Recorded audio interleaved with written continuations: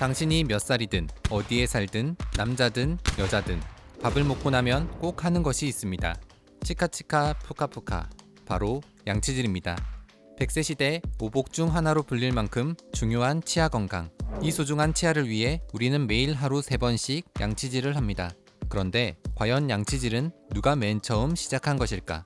이번 영상은 미니시 치과병원의 지원을 받아 양치질의 역사에 대해 알아보려 합니다.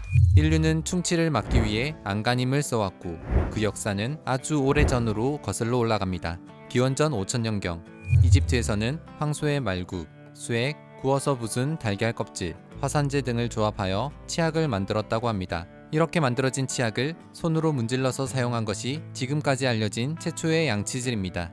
기원전 3000년경 바빌로니아에서는 나뭇가지의 한쪽을 씹어서 부드러운 섬유질 모양으로 만든 볼펜 크기의 나무 막대를 이쑤시개처럼 사용하기도 했다고 합니다. 기원전 1500년경 고대 이집트의 의학서인 에베루스 파피루스에는 계란 껍데기나 굴 껍데기 등을 곱게 간 다음 꿀을 섞어 이를 닦았다는 기록이 남아있기도 합니다. 기원전 1200년경 메소포타미아에서는 백방과 박하를 손으로 발라 이를 닦았다는 기록도 있습니다.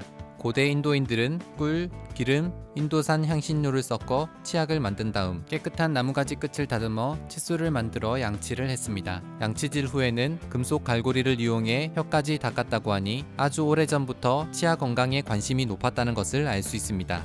카리브해 연안의 원주민들은 야나무코라는 나뭇잎을 껌처럼 오래 씹어 양치질을 했는데 야나무코 나뭇잎에는 치통과 충치를 예방하는 성분이 있어 구강 건강에는 도움을 주었지만 나뭇잎을 오래 씹으면 치아가 검게 변색이 되는 단점도 있었다고 합니다. 양치질을 하기 위해 엽기적인 방법을 사용한 역사도 있습니다. 소변으로 양치질을 하면 치아가 하얘진다 뿐만 아니라 잇몸에 이를 더 단단히 고착시키는 효과도 있다. 이것은 바로 1세기경 로마 의사들이 내놓은 처방입니다. 고대 로마에서는 양치질에 사람의 소변을 이용하기도 했다고 합니다. 한때는 포르투갈인들의 소변이 진하다는 소문이 퍼져 양치질용 오줌을 수입해서 사용했을 정도라고 합니다.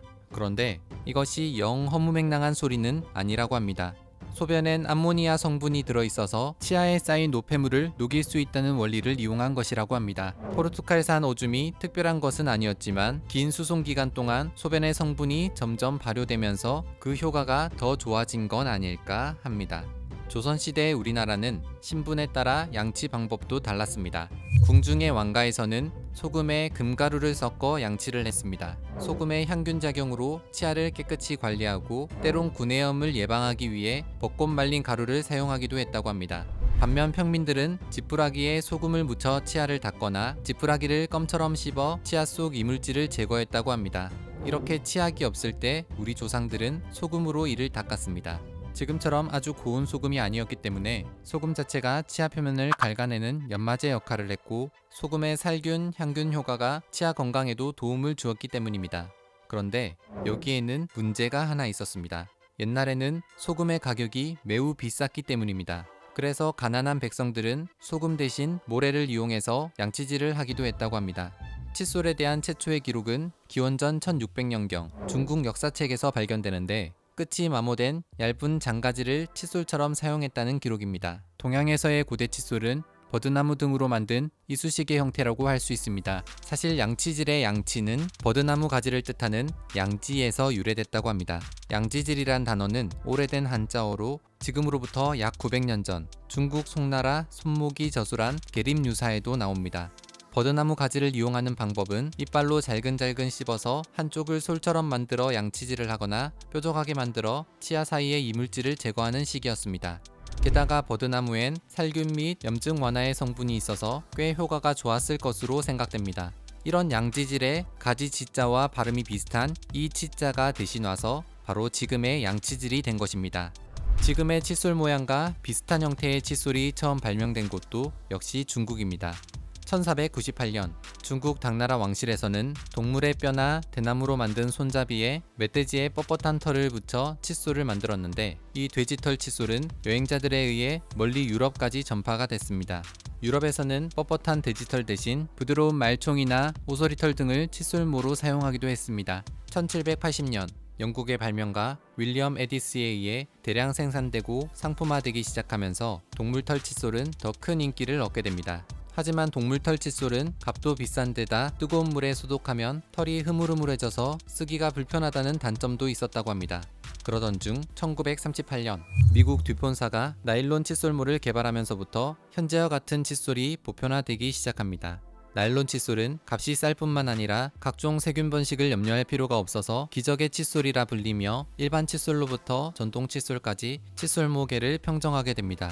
요즘과 같은 치약은 1850년대에 처음 발명됐는데 원래는 작은 단지 속에 담아놓고 사용했다고 합니다. 단지 속에 칫솔을 집어넣어서 필요한 만큼 묻혀서 사용하는 방식이었는데 여러 사람이 함께 사용할 경우엔 비위생적일 수밖에 없었습니다. 1881년 미국의 셰필드 박사는 튜브 물감을 보고 오, 이거다. 하고 영감을 받아 튜브형 치약을 발명했고 1896년 미국의 콜케이트사로부터 튜브형 치약이 본격적으로 판매되기 시작했습니다. 하지만 우리나라에 치약이 들어온 것은 1889년 일본에서 개발한 치마분에서 시작됩니다. 치마분은 가루로 만든 치약이었는데 이것도 가격이 비싸서 아무나 사용할 수가 없었습니다. 그래서 어떤 집은 칫솔 하나로 온 가족이 함께 양치질을 하기도 했고 어떤 집은 여전히 소금과 모래를 이용해 양치질을 하기도 했습니다. 1990년대의 칫솔과 치약은 미군 부대에서 흘러나온 것이 대부분이었습니다. 그러던 중 라키화학공업사 지금의 LG화학에서 1952년에 칫솔을 1954년엔 치약을 개발해서 판매하기 시작했습니다. 당시 라키화학공업사는 미군용보다 3분의 1이나 싸게 팔아서 누구나 쉽고 편하게 양치를 할 수 있게 하는데 큰 도움을 주었습니다. 사실 치약과 칫솔의 발명은 단순히 치아 건강에만 국한된 것이 아니었습니다. 최근 국내의 한 연구팀은 하루 3번 이상 양치질만 잘해도 심방세동 및 심부전을 포함한 심장병 위험이 감소할 수 있다는 연구 결과를 밝히기도 했습니다. 하지만 우리나라 국민 57% 정도가 제대로 된 칫솔질 방법을 모른다는 설문 결과가 있어 놀라움을 주기도 했습니다.